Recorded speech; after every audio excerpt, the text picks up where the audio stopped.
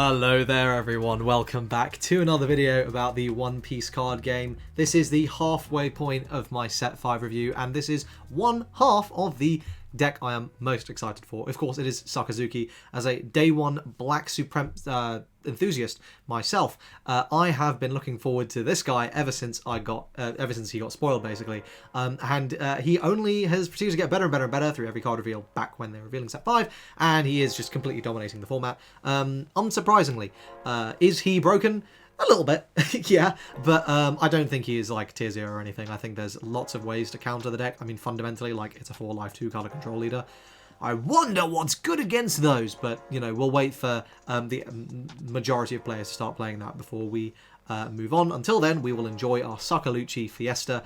God bless Lucci, you'll see that guy soon. But yeah, this is a bit of a weird one because I can't really talk about a lot of these cards without context of other colors. So the first thing I'll say is basically everything here is designed for Sakazuki, and only some of it gets used, but there is Animal Kingdom Pirate Sport in here that is really, really good, and for some reason they have just pushed like all this blue AKP stuff, and it's great. So like every blue deck now has access to these really powerful packages using the AKP package, which is just very, very good. So that's a generic sort of statement. Let's talk about Sakazuki. I already talked about Rocinante in the previous video.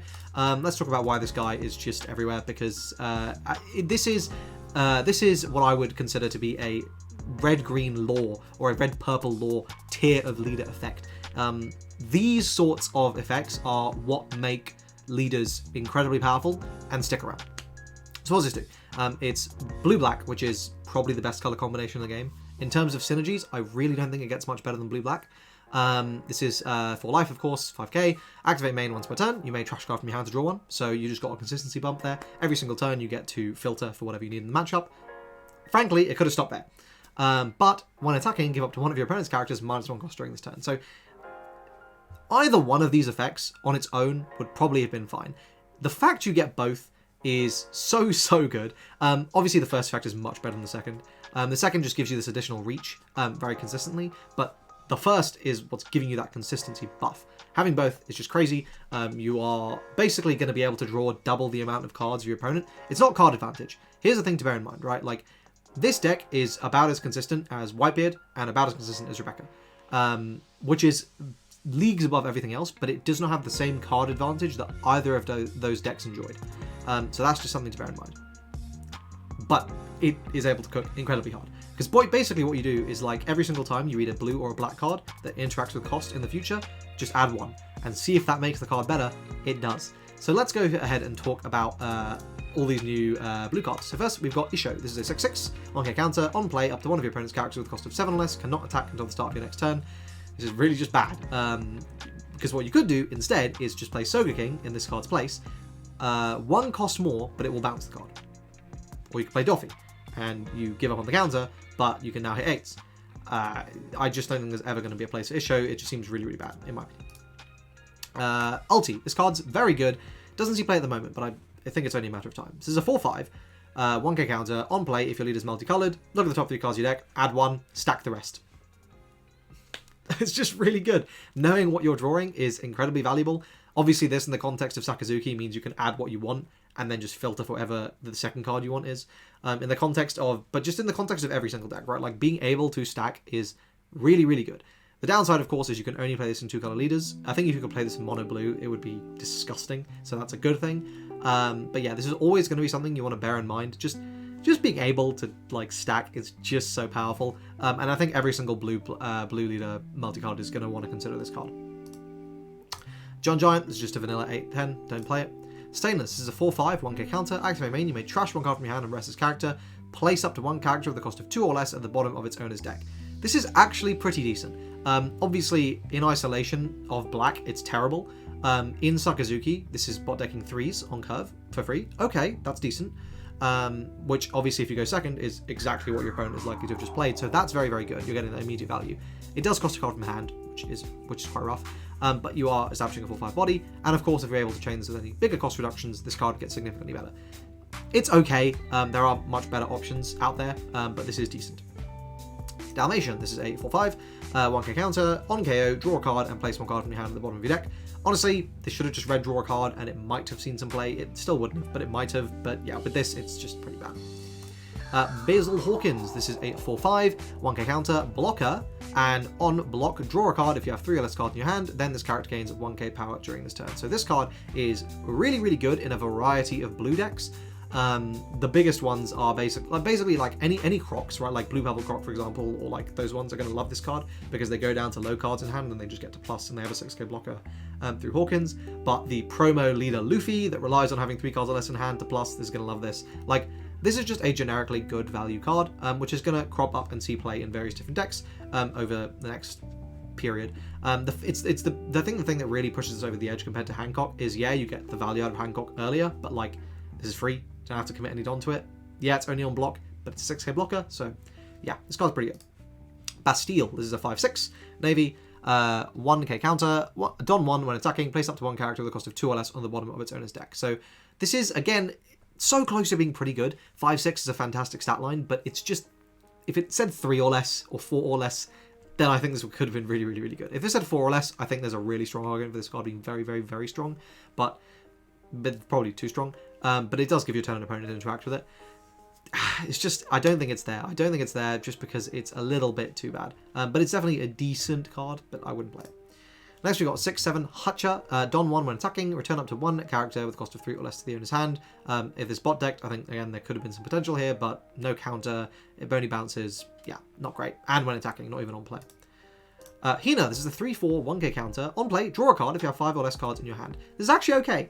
The fact that you can...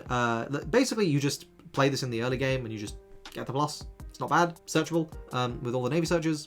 It's fine. Some topping lists have played it. It might be a situation where this card is actually optimal to play at high counts because it's just getting your body on board and replacing itself in hand.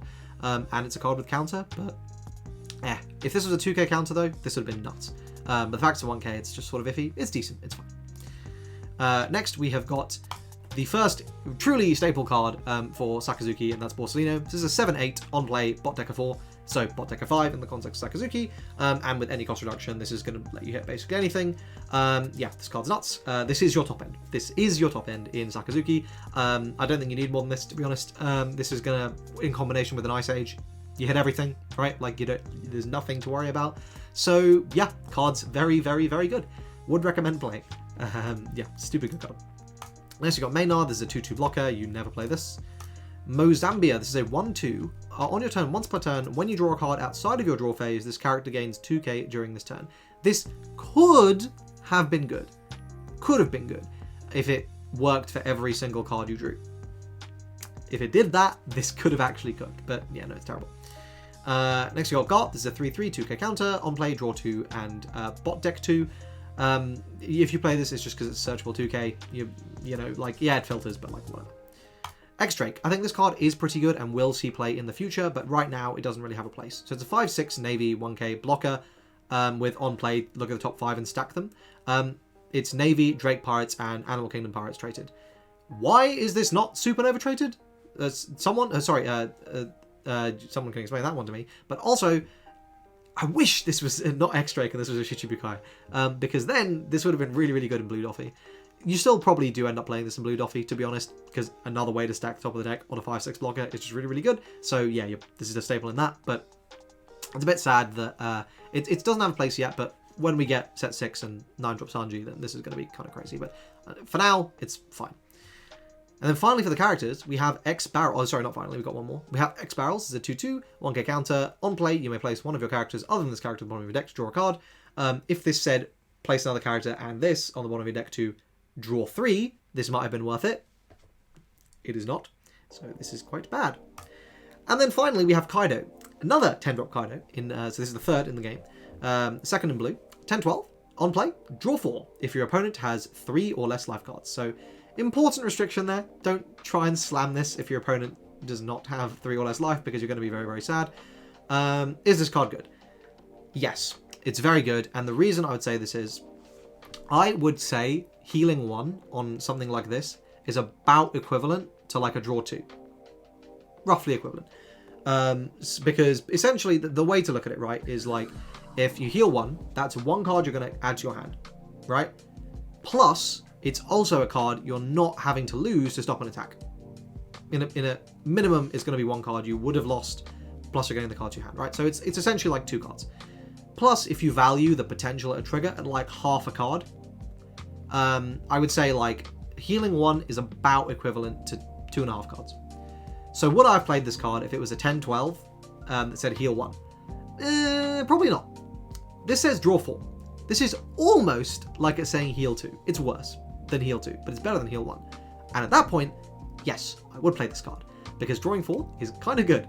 I originally misread this as drawing 3, and I was like, yeah, it's really tenuous. I don't know if I'd do that. But draw 4, yeah, this is definitely worth playing. How many copies do you play? Probably not that many.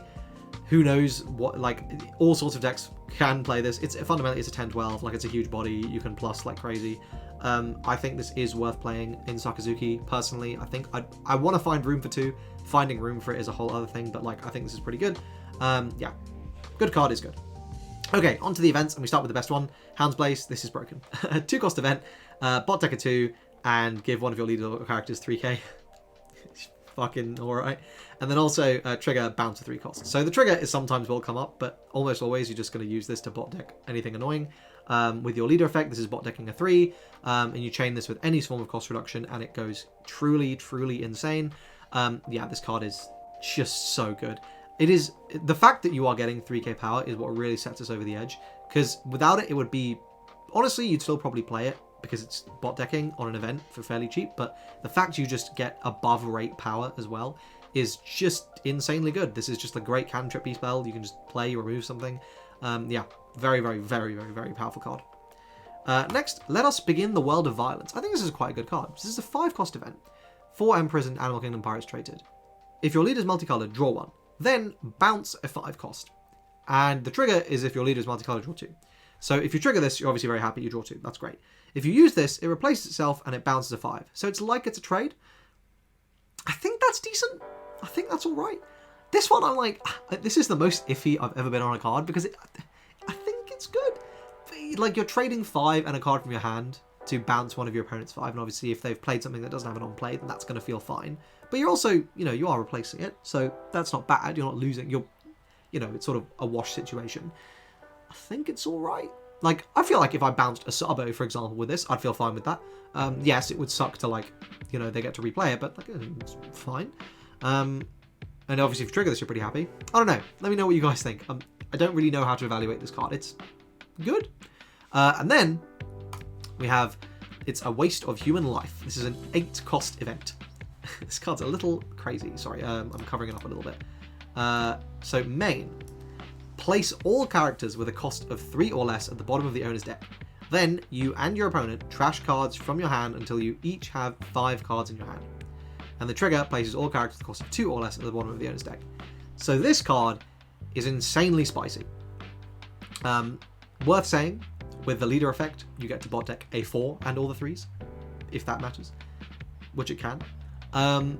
This is like, so if you have like a 10-cost Kuzan, for example, your opponent, it's over, right? They're never establishing a board. Unless they are exclusively playing a 10-cost, you're board wiping them. And then the advantage you're getting from that is crazy. Because especially if you have no cards in your hand, you set them down, and then you use something like play a 10-cost card the next turn. But this is like a sort of fantasy land, right? Where, like, one turn we play 10-cost Kuzan, then the next turn we have this ready to go, and then the turn after that we play 10-cost Kaido, right? I mean, yeah, doable in Sakazuki, and you can build for it, for sure. But, like, is that really worth it? I don't think so. I think this is a really cool card. I think this is quite viable. But it's going to depend on the meta, really, like how good this card is. Because if this isn't going to be like consistently board wiping on curve and getting you like a really good value and forcing your opponent to just like discard a shit ton, it's not going to be great. If this, for example, like bot decks 2 cards and your opponent discards 1, is that worth it for 8 Don? Probably not. If your opponent loses 2 to 4 characters and discards like 3 or 4, hell yeah, that's worth 8 Don. So it's one of those ones where it's really going to depend on just the format and whether this is worth playing. But I think this is definitely a card worthy of consideration. And there we go. That's it for this review. I hope you guys found this video useful. If you did, please like the video, subscribe to the channel. I promise you there is Sakaluchi content coming, set 5 content all the way. If you're seeing this on YouTube, check out my Patreon, because my patrons have had this for a little while now. And if you're seeing this on Patreon, thank you so much for your support. I really do appreciate it. That is it for this video. I hope to see you guys in the next one. Cheers.